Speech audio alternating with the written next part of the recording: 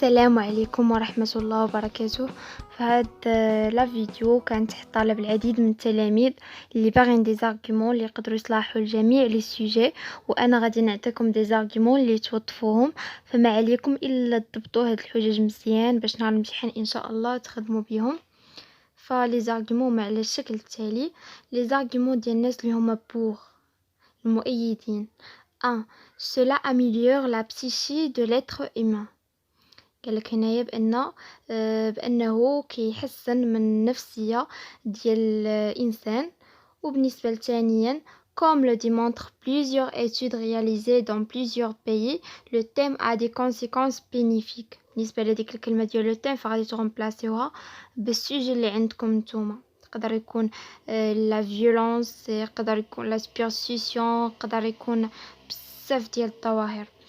قالك هنا كنعنيو باثنان بأنه كما تبين العديد من الدراسات المنجزة في العديد من البلدان بأن مثلا تحطوا السجل اللي عندكم بأنه عنده واحد النتائج مفيدة جدا. وبالنسبة لتخوا: L'islam autorise et encourage de manière explicite et claire ce type d'attitude. قالك هنا بأن الإسلام فهو كيرخص وكيشجع على هاد النوع ديال السلوك اللي هو مثلا كيكون مثلا مزيان، ولا على حسب كل شخص واشنو غادي يدير بالنسبه للسوجي ديالو. هنايا بالنسبه للتتمه ديال لي زارغومون 4. Ce comportement est louable par la plupart des gens car il joue un rôle essentiel dans le développement de la société. شنو كنعنيو به؟ كنعنيو بأن هاد السلوك ولا هاد التصرف هو مقبول، جد مقبول من قبل أغلبية ديال الناس، حيتاش كيبان لهم بأنه كيلعب واحد الدور اللي هو أساسي جدا في التطور والازدهار ديال المجتمع ديالنا. وكذلك بالنسبة لخامسا: il faut souligner qu'on doit se débarrasser de cette conduite afin de donner un bon exemple aux autres.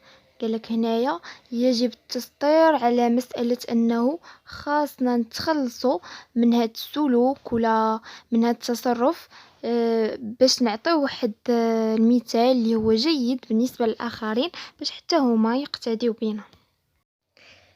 دابا بالنسبة للناس اللي هما كونتر لي زارغومون ديالهم: premièrement elle brise les liens familiaux. كيقولك بأن مثلا هاد التصرف ولا مثلا هاد الفعل فهو كيؤدي مثلا تفريق دوك الروابط الأسرية والتشتيت ديالها، وهادشي زعما راه غير مرغوب فيه. بالنسبة للثانية: elle empêche le développement de la société. قالك بأنه هاد التصرف ولا هاد الفعل ولا هاد السلوك فهو كيمنع الازدهار والتطور ديال المجتمع.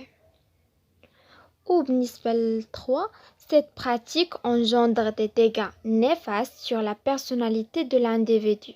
قالك بأنه هاد الممارسة فهي كتخلي أو كتطبع واحد الآثار اللي هي سيئة جدا ومؤثرة بشكل سلبي على الشخصية ديال الفرد. بالنسبة للكاتر: cette pratique encourage la propagation de l'ignorance et l'arriération. قالك هنا بأنه هذه الممارسة تشجع على انتشار الجهل وانتشار التخلف، هادشي اللي ما تخليش أن المجتمع مثلا تزيد القدام. وبالنسبة للخامسا أخيرا: أنه ce comportement est illogique puisqu'il montre l'absence d'éthique et de respect.